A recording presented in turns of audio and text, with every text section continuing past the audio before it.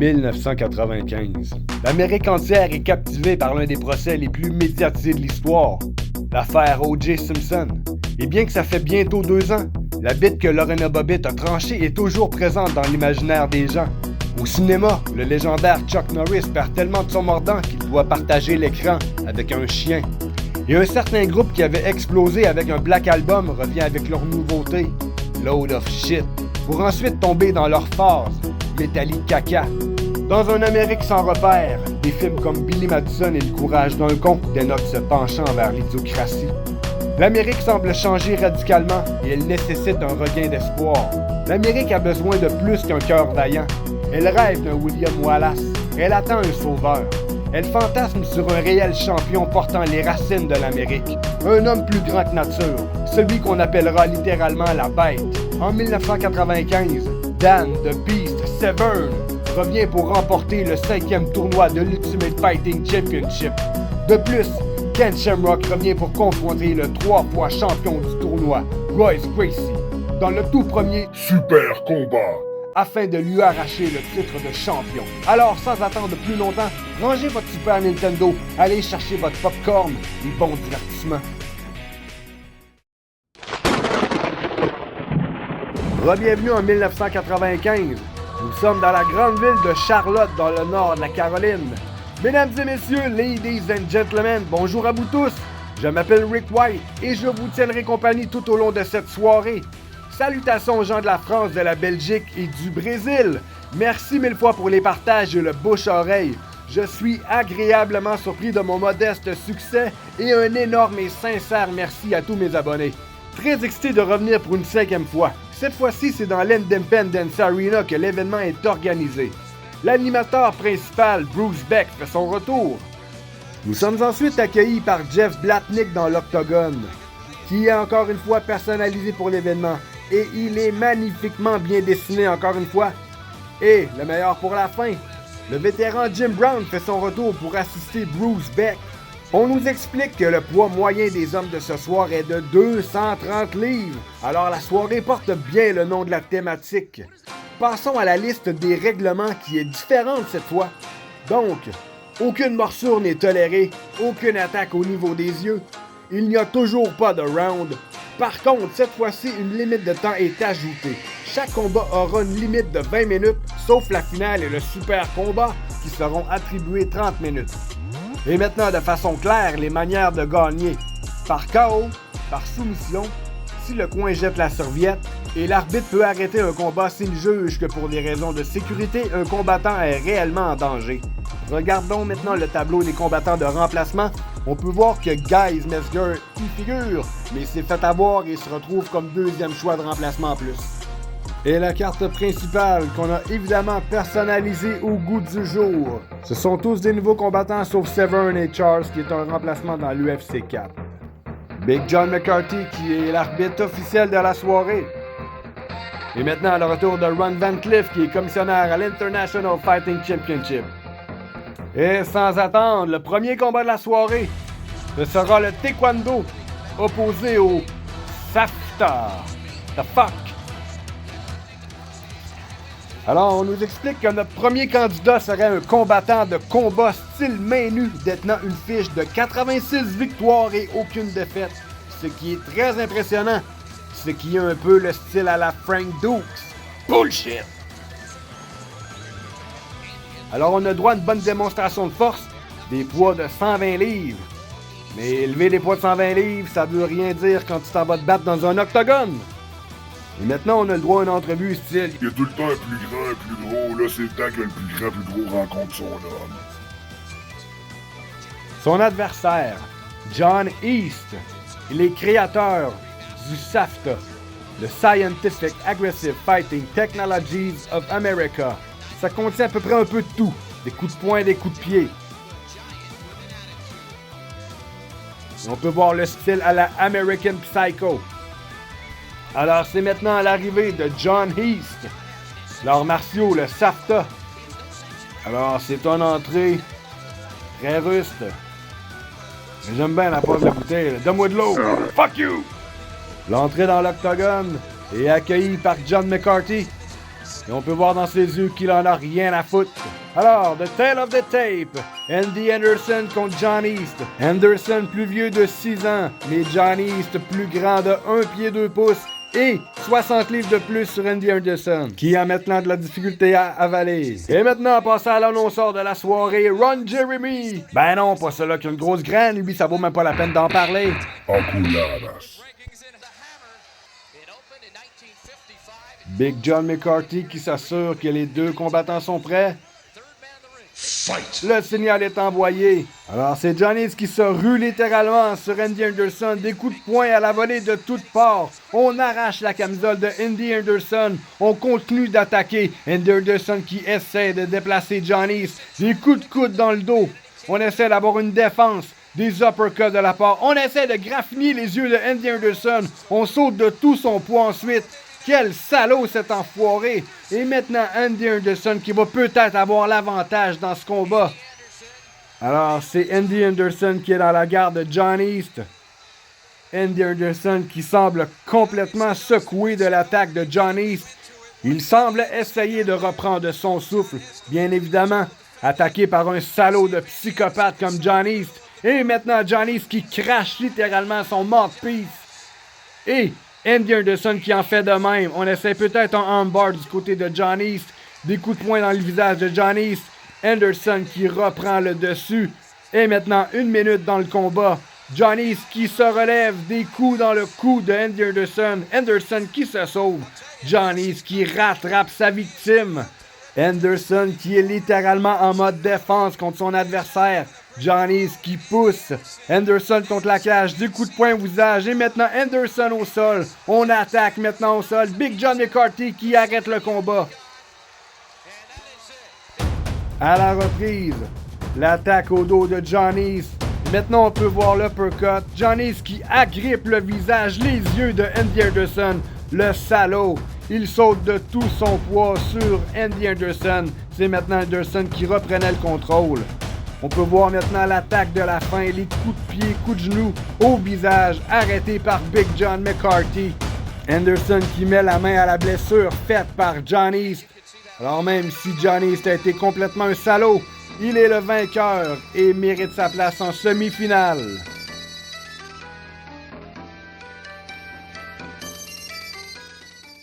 Le second match de la soirée, le Jet Kundo contre le American Kickboxing. Et le premier à faire son entrée, avec un air plutôt sympathique, Todd Medina. Alors on peut voir la démonstration habituelle. Quelques crochets, coups de poing, un coup de pied. Et je suppose qu'il a probablement de double vie car il semble beaucoup trop calme et sympathique. Bonjour Seigneur, il m'en vient te tuer. Il va pas te faire de mal, il va être très doucement. Un combattant qui semble bien concentré. L'arrivée dans l'octogone. Et maintenant son adversaire. Pratiquant le American Kickboxing. Avec un style plutôt badass. Ça va être un combat intéressant à voir. Alors maintenant l'arrivée du deuxième combattant. Larry Curtin. Donc on pourrait s'attendre à un bon combat debout étant donné que les deux pratiquent des sports qui utilisent les poings et les pieds. The Tale of the Tape. Todd Medina qui pratique le Jet Kundo, qui a 10 ans de moins que Larry Curtin.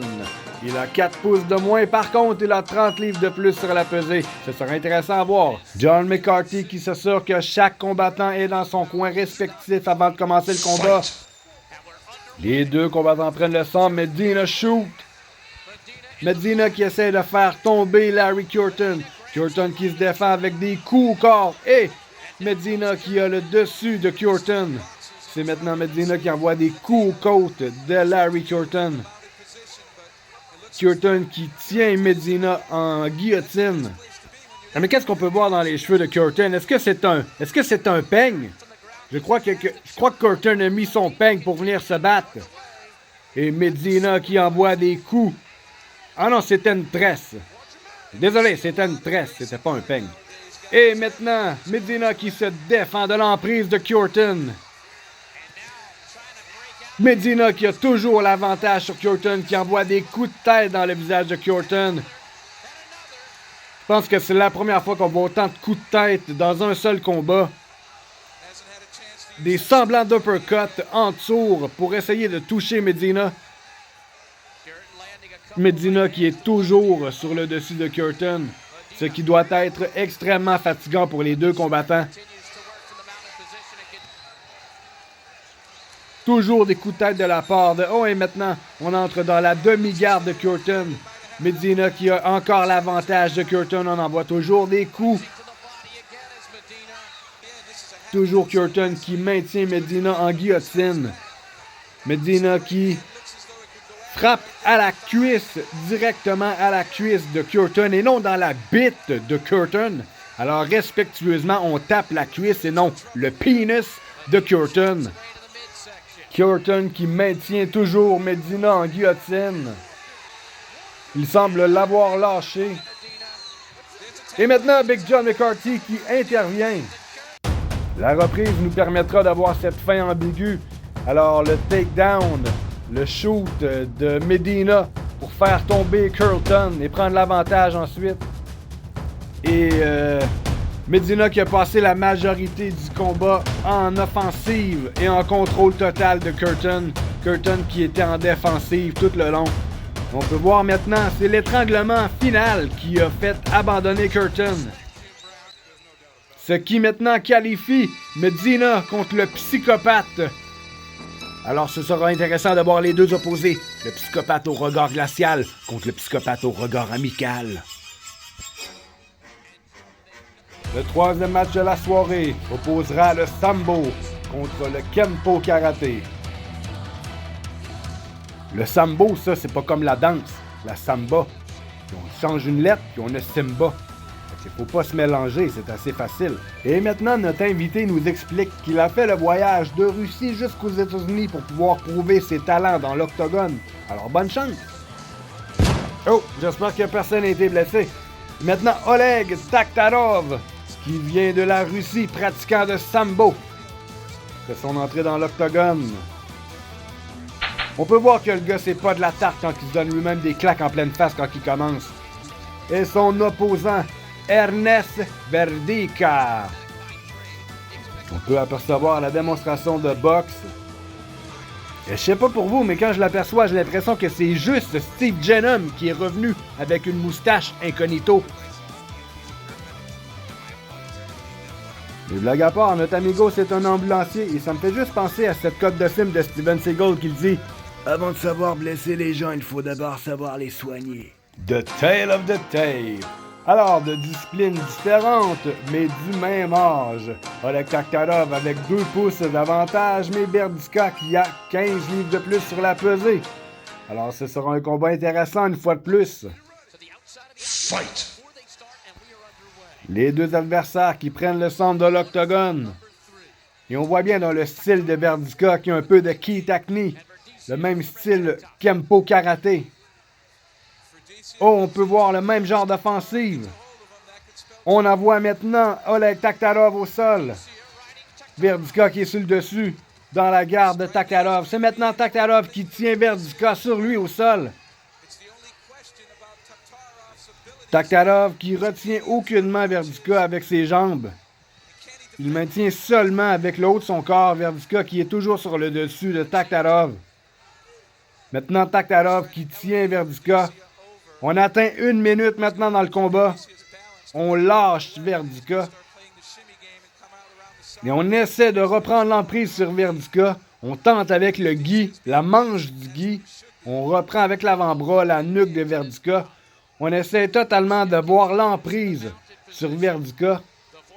On peut voir le visage très relax de Oleg Taktarov. Et à titre d'information, le surnom de Taktarov est The Russian Bear, ce qui signifie l'ours russe. Oleg Taktarov, toujours au sol, qui est toujours en contrôle. Berdika qui essaie d'envoyer des coups de Taktarov. Et encore une fois, Taktarov qui semble très détendu.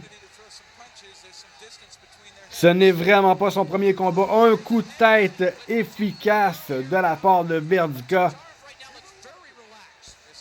C'est donc Oleg Taktarov, l'ours russe, qui est bien sûr sur le dos, mais toujours en contrôle de la situation.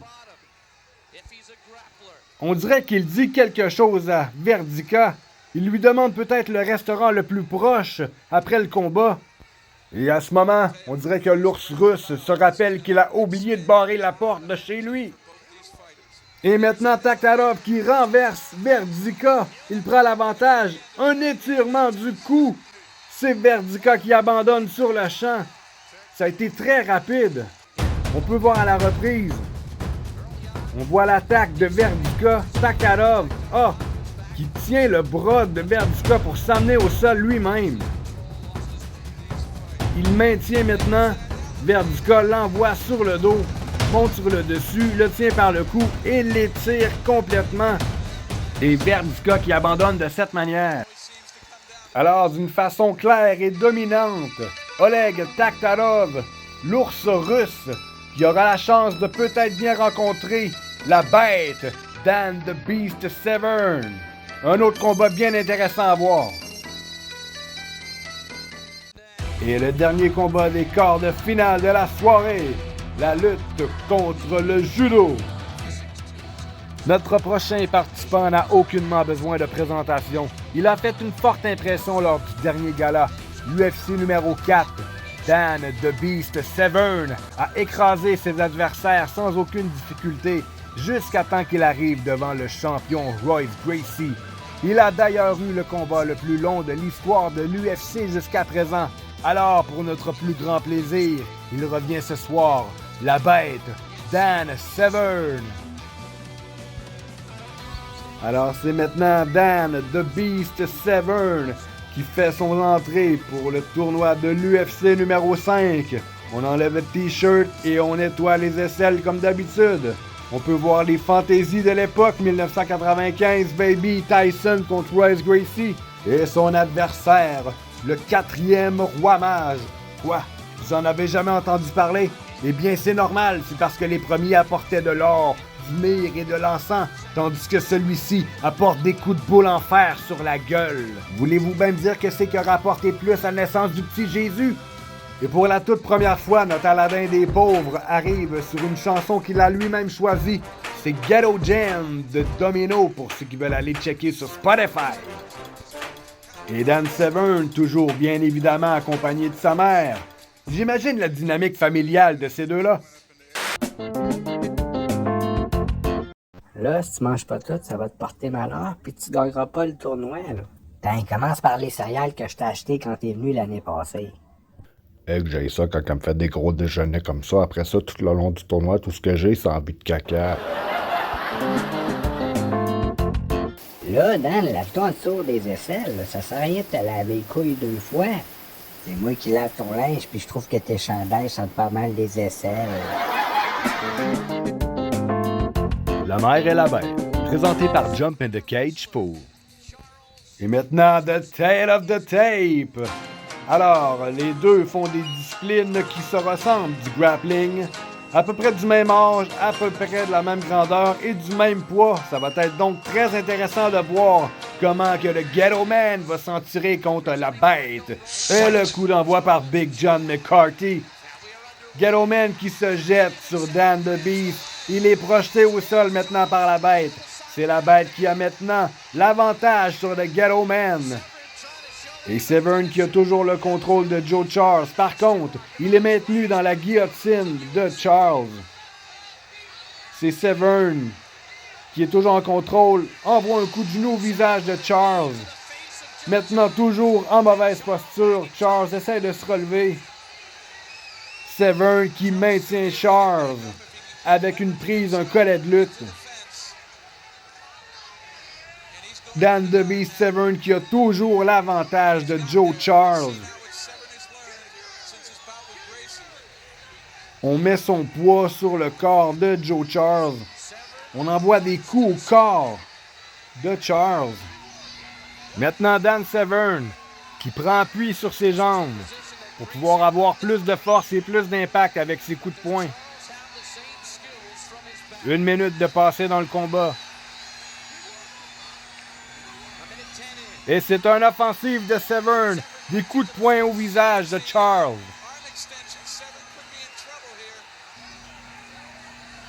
Severn qui est toujours en contrôle. On peut voir que maintenant Charles a une coupure au niveau du sourcil.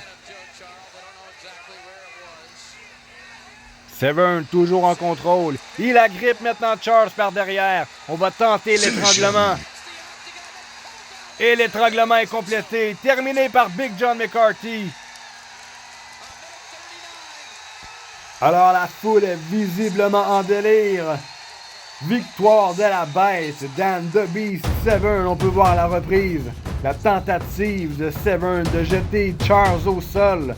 On maintient maintenant Charles au sol. Des coups de la part de Severn. On agrippe le dos de Charles. On procède maintenant à l'étranglement. C'était très bien exécuté. Rapidement, Big John McCarthy interfère et met fin au combat. Alors, c'est Dan the Beast Severn qui mérite sa place en semi-finale contre Oleg Taktarov.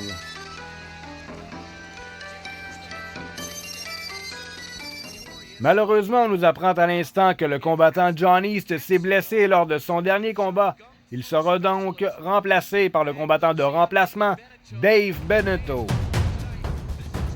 On peut voir à la reprise la victoire de Dave Benetto pour mériter sa place comme combattant de remplaçant. Une fois montée complète, Dave Benetto qui envoie des coups de poing dans le visage de son adversaire. Plusieurs coups de poing qui demeurent sans aucune réponse. Alors c'est bien sûr que Big John McCarthy n'a pas le choix d'arrêter le combat. Alors le premier combat de semi-finale opposera un pratiquant de lutte et de judo contre le pratiquant de Jeet Kune Do. Alors la démonstration de Dave Benetto. Et toujours Dave Benetto. Je sais pas quoi dire pendant tout. Le gars il a de l'air bien normal. Mais c'est un pratiquant de judo et de lutte. Alors Benetto, qui a éliminé son adversaire en 21 secondes pour mériter sa place dans le tournoi de l'Ultimate Fighting Championship numéro 5 ce soir. Et son adversaire, Todd Medina, pratiquant de Jeet Kune Do, qui fait son entrée dans l'octogone. Et Big John McCarthy qui redonne les règles de sécurité. On peut voir que le gars il est très content d'aller se battre à mort. Très poli. The Tale of the Tape. Benetto, pratiquant de judo et de lutte. Alors ce sera pas surprenant que le combat va aller rapidement au sol. Et le poids et la grandeur est assez similaire entre les deux adversaires. Benetto dans le coin bleu, Medina dans le coin rouge. C'est commencé. Les deux adversaires au centre de l'octogone. Benetto qui se jette sans surprise sur Medina. Medina sur le dos. Benetto qui est bien sûr sur le dessus. Alors ça va être intéressant de voir à quel point Medina avait l'avantage dans le dernier combat. Benetto qui envoie des coups de tête. Des coups de tête dans le visage de Medina. Benetto qui garde un certain contrôle sur Medina. Des coups de poing au visage. 1 minute de passé dans le combat jusqu'à maintenant. Toujours peu d'action entre les deux hommes. Coup de poing de la part de Benetto. Medina tente de se relever. D'autres coups de poing de la part de Benetto. Et c'est Benetto qui se jette littéralement sur Medina. Prend son dos. Medina crache son mouthpiece. John McCarthy le ramasse. Et maintenant, Benetto en montée complète sur Medina. Donc on garde le contrôle, mais on ne tente rien pour l'instant. On envoie des coups de poing au visage. Des coups de poing à l'oreille de Medina. Todd Medina qui ne semble pas quoi faire pour s'extirper d'en dessous de Dave Benetto. Il pousse Benetto. Benetto qui facilement reprend le dessus. On maintient Medina au sol. On s'agrippe à lui. On peut voir que Medina pousse dans la gorge de Benetto. Benetto qui frappe rue de coups. Et le combat est arrêté par Big John McCarthy. Et Benetto qui remporte sa deuxième victoire en moins de 2 minutes ce soir. C'est Dave Benetto qui se jette rapidement sur Todd Medina. On le projette au sol. Et maintenant, la pluie de coups qui était encore une fois sans réponse de la part de Medina. Donc arrêté par Big John McCarthy. Alors, c'est visible. Dave Benetto qui gagne sa place en finale. Alors, soit il rencontrera l'ours russe ou Dan la bête Severn, mais clairement Dave Benetto a l'instinct animal qu'il faut pour se rendre en finale. Il a l'œil du tigre, la vengeance du faucon, le silence des agneaux, et il est prêt à passer un après-midi de chien. Et maintenant, le deuxième combat de semi-finale opposera le sambo contre la lutte américaine. Intéressons-nous maintenant au sambo. Le sambo est un art martial et un sport de combat créé en URSS dans les années 1930, mélangeant principalement le judo, la boxe et la lutte. Suivant le type de sambo pratiqué, l'usage des percussions pieds et poings peut être autorisé en plus de son aspect lutte, ce qui fait du sambo une catégorie proche du combat libre. Et c'est le retour de notre Freddie Mercury de l'Octogone. Il travaille présentement sur son nouveau succès. We will knock you. Il est également le champion de la ceinture du groupe de rap NWA, car notre Queen sur stéroïdes est une bête des freestyle également. Et cette fois-ci, c'est Dan Severn qui s'envoie 2 bonnes claques en plein visage. Et imaginez avoir une mère aussi tendre que celle-ci. Moi, je pense que c'est une mitraillette de même que ça y prend, parce que la dernière fois, il a pas gagné le tournoi.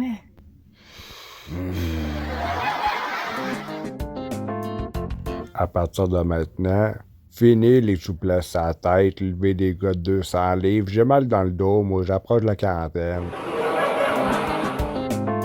Ah ouais, Dan, embarque, on va être en retard pour le tournoi.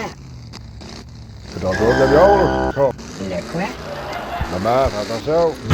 C'est spécial, n'importe. La mère et la bête, toujours présentée par Jump and the Cage Fool. Et maintenant, The Tale of the Tape. Donc, l'ours russe, 27 ans, 6 pieds, 205 livres, une victoire, 0 défaite dans l'octogone, contre la bête, 36 ans, 6 pieds 2, 600 livres, 3 victoires, une seule défaite contre le champion Royce Gracie. C'est le coup d'envoi alors qu'on nous présente toujours les chicks de l'octogone. C'est maintenant les 2 athlètes qui ont pris le centre de l'octogone. C'est Oleg Taktarov qui essaye de jauger Dan the Beast Severn. Et c'est la bête qui agrippe l'ours russe et le plie littéralement comme un portefeuille. Coup de genou en plein visage. C'était permis à l'époque, incroyable. L'ours russe est en bien mauvaise posture contre la bête. La bête qui a pris littéralement l'offensive dans ce match. Et Dan Severn qui roule l'ours russe avec une manœuvre de lutte américaine classique. Il y a toujours la mère de Dan Severn qui lui dit « Ah ouais, Dan, retire l'ombre de son corps. Empêche-les de vivre. » Dan Severn, la bête qui a toujours l'avantage sur l'ours russe. Des espèces de coups de poing de fillette de la part de Dan Severn. Dan Severn qui est toujours en contrôle et qui frappe Taktarov. On a un 69 tranquillos et on reprend une bonne vieille garde de lutte. On essaie de changer la position, d'avoir une demi-garde contre l'ours russe. La bête qui est toujours en plein contrôle. Un bon coup de poing au cou de l'ours russe. Un autre coup de poing en plein visage. Des bons coups dans le visage de Taktarov. 2 minutes de passé dans le combat. L'ours russe est toujours plié en portefeuille. Cul par-dessus tête, la bête a complètement pris l'offensive de l'ours russe. Un bon coup de genou dans le visage de l'ours russe. Dan Severn, qui est toujours en plein contrôle du combat. L'ours russe, plié comme une valise, prêt pour le retour en Russie.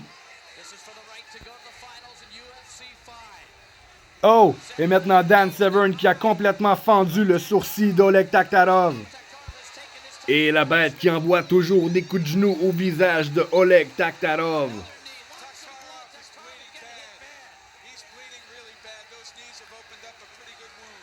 La bête qui reprend toujours le contrôle de Oleg Taktarov. Et maintenant la bête qui s'acharne sur l'ours russe. 3 minutes 30 découlées dans le combat jusqu'à maintenant. Oleg Taktarov qui semble tenter une extension sur le bras gauche de Dan Severn. La bête qui est littéralement en contrôle dans le combat. L'ours russe complètement ensanglanté. Il est maintenant dans le piège de la bête. Des coups de genoux au visage. Et c'est Big John McCarthy qui intervient pour arrêter le combat. Littéralement, l'ours russe pris dans le piège de la bête. Mais quelle victoire! Allons donc voir à la reprise le combat dès le début. La bête qui a littéralement plié Taktarov comme une valise. Et maintenant, vers la fin, complètement ensanglanté, Big John McCarthy qui vérifie avec le coin. On concède la victoire à Dan the Beast Severn après une offensive totale dans le combat. Alors, c'est sans équivoque Dan the Beast Severn qui se ramasse en finale contre Dave la Mangouste Benetto. Jump in the Cage Fool est fier de vous présenter notre chandail classique imprimé rectal Versal, ainsi que nos nouveaux arrivés imprimés seulement de face. Chaque chandail est vendu au coût de 75$ US. Et nous avons un spécial, les 3 pour 210. Et pour chaque chandail vendu, 50 cents va directement à la Fondation Rick White. Le reste, c'est dans mes poches. Qu'est-ce que la Fondation Rick White? C'est un organisme qui, depuis près de 10 ans, permet à des jeunes athlètes non-voyants ou aveugles de pouvoir réaliser le rêve de combattre dans l'octogone et de peut-être avoir la chance de recevoir une commotion cérébrale. Alors, achetez généreusement. Et maintenant, ce face-à-face tant attendu, le super combat de Ken Wade Shamrock contre le champion de l'Ultimate Fighting Championship 3 fois, Royce Gracie. Les deux se sont rencontrés au premier Ultimate Fighting Championship. Le public avait l'impression que Ken Shamrock avait réellement sa chance contre Royce Gracie. Alors il est revenu à l'Ultimate Fighting Championship numéro 3, mais à cause d'une blessure, ce face-à-face n'a jamais eu lieu. Alors pour la première fois, ou plutôt pour la deuxième fois, le face-à-face ultime entre Ken Shamrock et Royce Gracie. Ken Shamrock qui nous explique qu'il a attendu plus qu'un an et demi pour pouvoir revenir faire ses preuves dans l'octogone. Passons maintenant au champion, l'incontestable, le véritable Royce Gracie, champion 3 fois de l'Ultimate Fighting Championship. Il est maintenant prêt pour le premier super combat de l'histoire de l'UFC. Alors après plusieurs mois d'entraînement, Royce Gracie est également prêt pour ce face-à-face. Moi, Ken Shamrock, j'ai rien à foutre, je lui pisse dans l'anus. Sans tarder, The Tale of the Tape.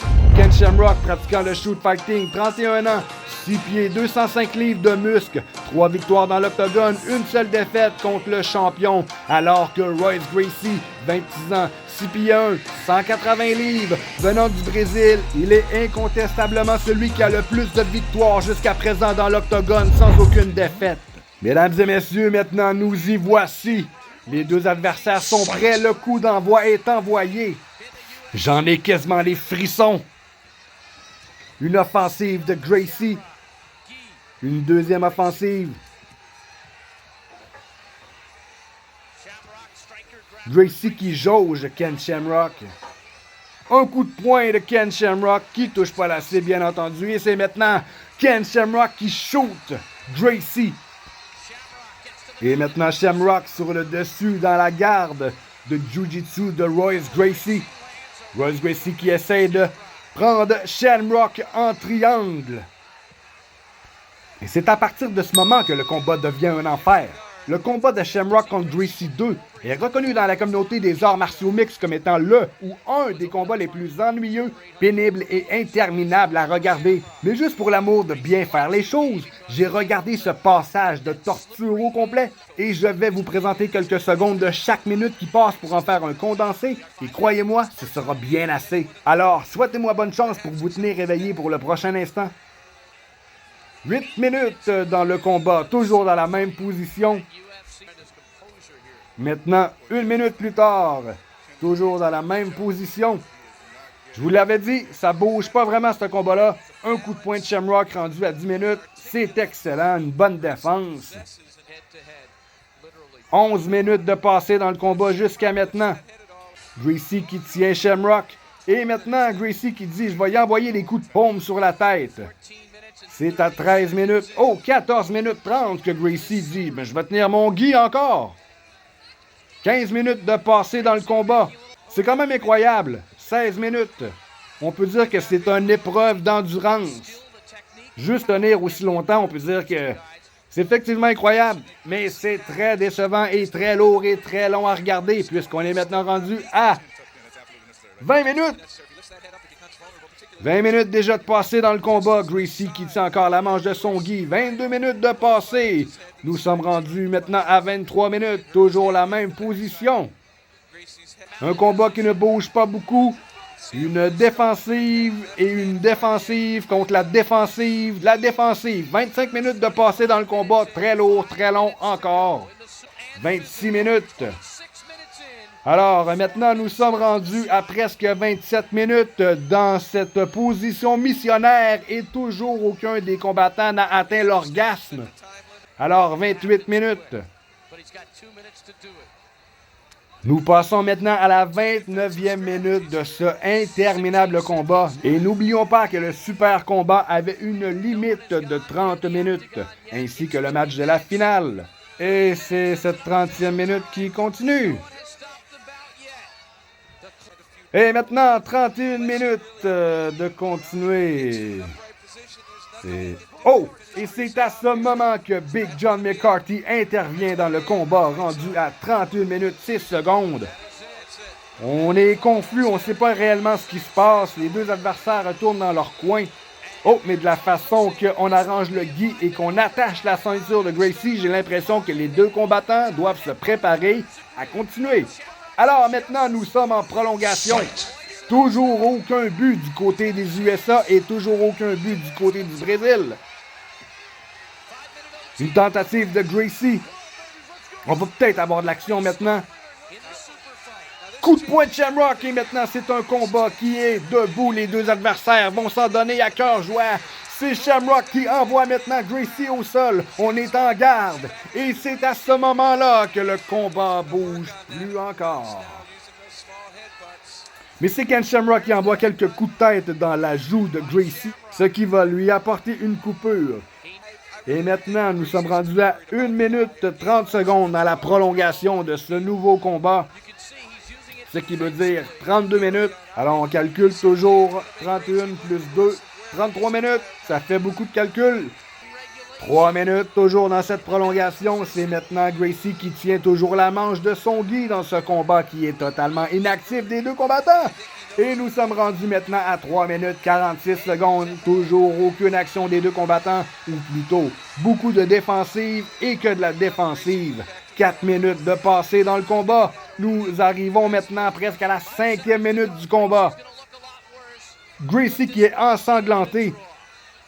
Et Big John McCarthy qui met fin à cette torture. Ah, merci mon Dieu. Alors, c'était ça. Un 36 minutes très incroyable. Un 36 minutes d'endurance pour les deux combattants, mais très pénible à regarder pour les auditeurs et ceux qui sont à la maison. Alors, on peut quand même donner une bonne main d'applaudissement à l'endurance incroyable des deux combattants. Parce que je vous le dis, essayez avec votre voisin ou votre grand frère de vous battre comme ça pendant 3 minutes et c'est extrêmement épuisant. Donc, au bout de ce 36 minutes de combat, on juge qu'aucun combattant n'a gagné le combat. C'est tout. Aucun combattant n'a gagné le combat. Il n'y avait pas l'arbitre, il n'y avait pas le juge. On déclare donc les deux combattants invaincus.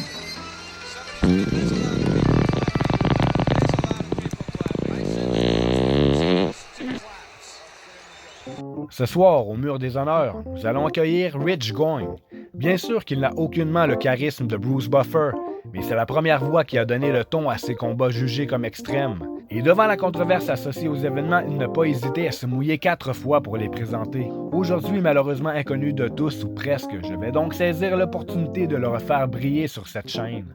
La deuxième place ce soir, je ne voulais pas l'attribuer à un seul participant puisqu'ils sont deux. Ce n'est ni Gracie ni Shamrock, mais la popularité, l'attention, l'énervement, l'excitation de voir deux gros noms s'affronter. Bien que le combat soit ennuyeux du début à la fin, je souligne davantage l'anticipation qui entoure l'événement et le début des combats de superstars ou de noms légendaires qui par la suite exploitera la possibilité d'un match de rêve.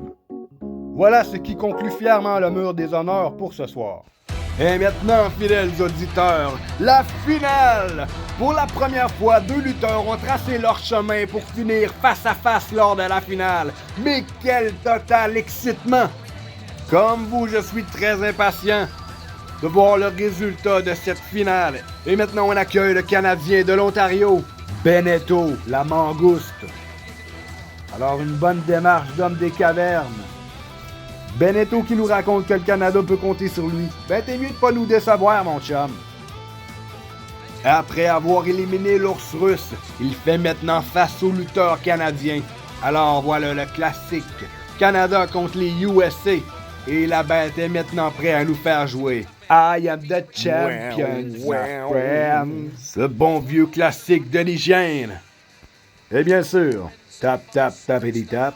L'annonceur Ron Jeremy pour la dernière fois de la soirée et de la série, j'espère bien. Et maintenant, le Doc Dave. Notre lutteur canadien de chez nous, Dave Benetto, 27 ans, 6 pieds 2, 158 livres, 2 victoires, 0 défaites dans l'octogone, contre Dan Severn, également lutteur, 36 ans, 10 ans d'expérience de plus et le même poids. Fight! Benetto qui se jette sur la bête, Dan The Beast Severn qui pousse complètement Benetto contre le grillage. Benetto qui garde une bonne balance, on frappe Severn au visage.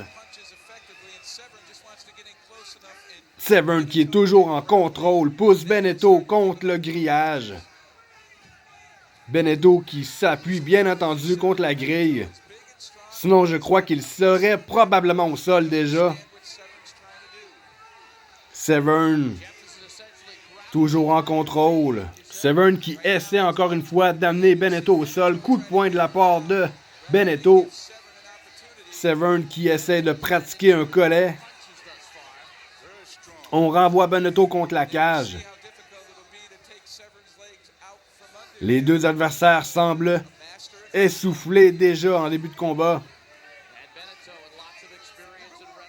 Très fatigant pour les deux. On tente un collet de lutte. 1 minute de passé dans le combat. Coup de genou de la part de Severn.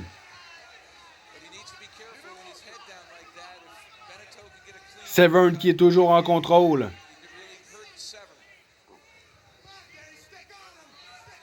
Une bonne droite de la part de Benetto évitée par Severn.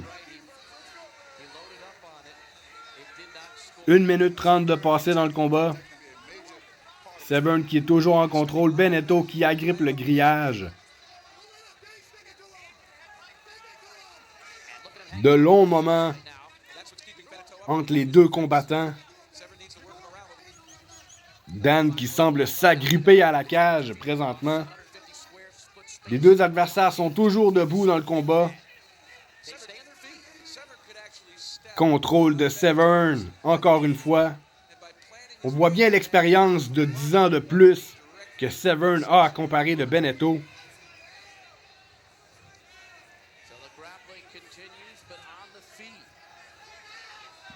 Benetto qui lève la jambe pour se protéger de Severn et Severn qui s'en sert pour lui faire un croc en jambe. Une jambette, il l'envoie au sol. Il est maintenant dans la demi-garde.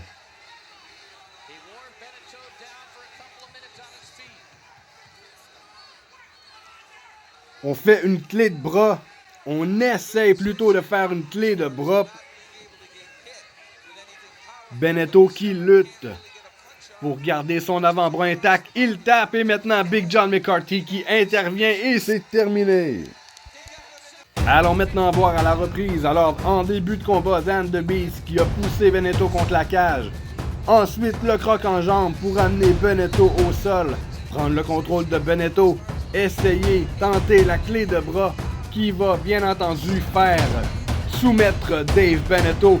Ce qui accorde la victoire à Dan the Beast Severn, qui est officiellement le gagnant du tournoi de l'Ultimate Fighting Championship numéro 5 avec sa victoire spectaculaire.